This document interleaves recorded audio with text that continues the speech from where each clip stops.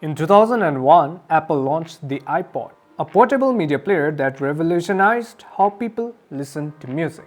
The iPhone was introduced in 2007 and became the cornerstone of Apple's successes, blending a phone, iPod, and internet browser into one device. It was an instant success, leading to annual iPhone releases and transforming the smartphone market. So in 2009, iPhone released the iPhone 3GS, and this right over here is the original packaging from back in the day. So back in the day, when we got hands on this particular model, like we didn't know what iOS or iPhone was, and it was something very new to us as well. And when I smell inside the box, it feels so nostalgic. Moving on to the next. After a few years, we got the iPhone 5S as well. Now this model, I still do have it, and I'm going to be showing to you all. Right over here is the original iPhone 5S. As you can see, it's so small and sleek, and it still works till date. The only thing is that I haven't charged it, so yeah, that's why it's turned off right now. And this was the fantastic phone Apple has ever made, and it's still working. The camera quality and the video quality which this particular model gave out is still better than some of the phones that we have today out here on the market. On to the next, we got the iPhone 8 Plus. Now with this model, there has been a lot of improvements in the camera quality and the features. Now with this iPhone 8 Plus model, few years has passed, it's 2017, and there has been a significant number of changes that have been made over here. Now if I'll compare the 5S with the 8 Plus over here, as you can see, there is a significant difference in the size as well. And there are two cameras out here, and then with the 5S we got only one, but there was a significant improvement in camera quality as well, and the picture quality as well, which I really love about these iPhones. And finally, right over here we have the iPhone 14 Pro Max, which was launched in the year 2022, and this was the model that was really spectacular. If we compare 13 and the 14, and 12, 13, 14, 15, and this year 16, there is no significant difference between these models. Only difference that I see with all of these models so far with Apple is that they have only made some minor changes here and there, replacing the body with some kind of new metal. Titanium metal is what I guess they have replaced. And personally speaking, iPhone 14 Pro Max is a fantastic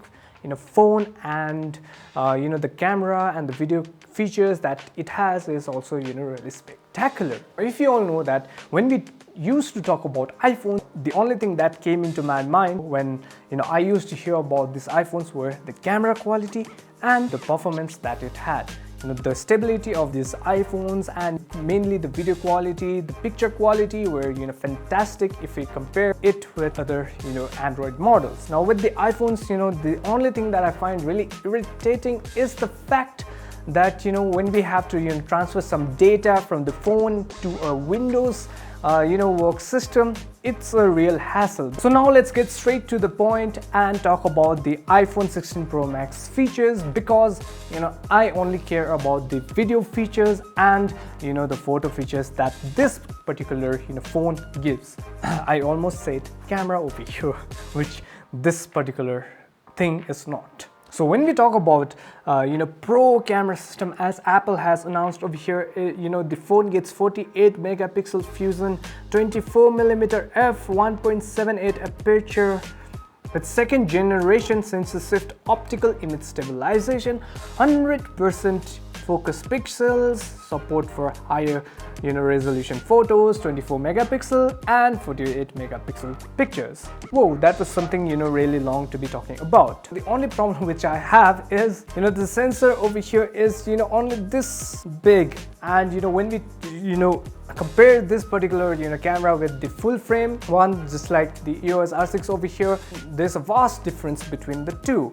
And when we try to compare this two, it's comparable, but it doesn't really make any sense, because what Apple do is they are really good at optimizing their devices and softwares, as a result of which they are able to get those great results. When we compare this iPhone 16 Pro Max with a real world camera, it's going to be lacking somewhere or the other.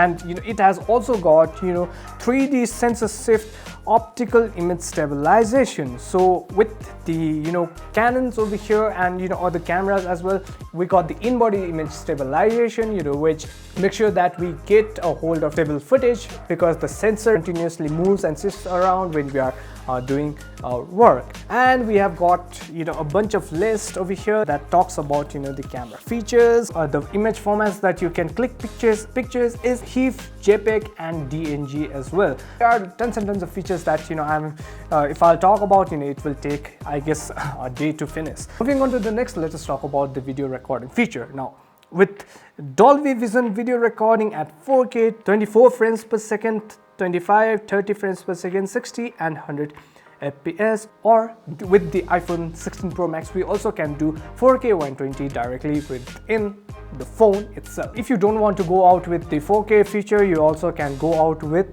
the 1080p feature with the same specification. Also, when we talk about the video features, it also has got Apple log or log video recording features as well.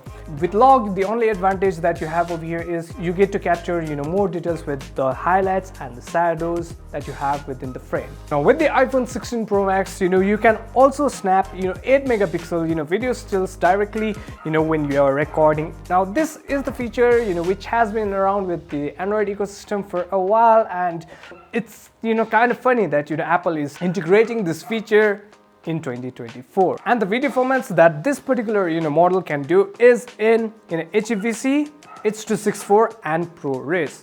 Now if you're someone who is into video and getting started out with video, and you just got your hands on the iPhone 16 Pro Max, the only recommendation that I have for you to go out with is the ProRes feature. So now that we have finished talking about its features and and the photo specs, the video specs, and all the audio thing that it can do, so the real confusion is what are they trying to focus on? Whether they are trying to make a phone that's for people to use in day-to-day lives, or they are just trying to focus on trying to compete with the cinema industry. For the promotion of this particular iPhone 16 Pro Max, they have also collaborated with Weeknd with his, I guess, new music video that was completely shot on the iPhone 16 Pro Max. The only catch over here is that they are using hundreds and thousands of dollars worth of production gear out there with a tiny little phone that comes under $2,000. I can understand that they are trying to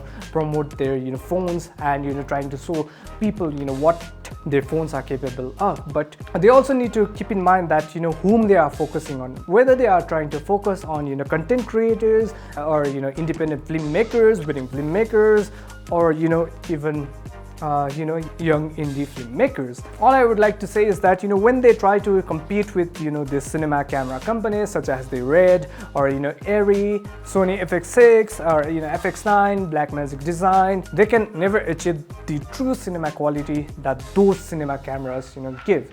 Now it has come to a certain point where I think is that they are just overdoing whatever they are doing, and with the overdoing there are lots of phones phones and cameras which are cheaper, and they do give out those features, and there are those applications out there which will help you to get those features as well. And they finally integrated the so-called action button onto their phones, which was a feature which existed back in the day with Samsung's, Nokia's, and whatnot.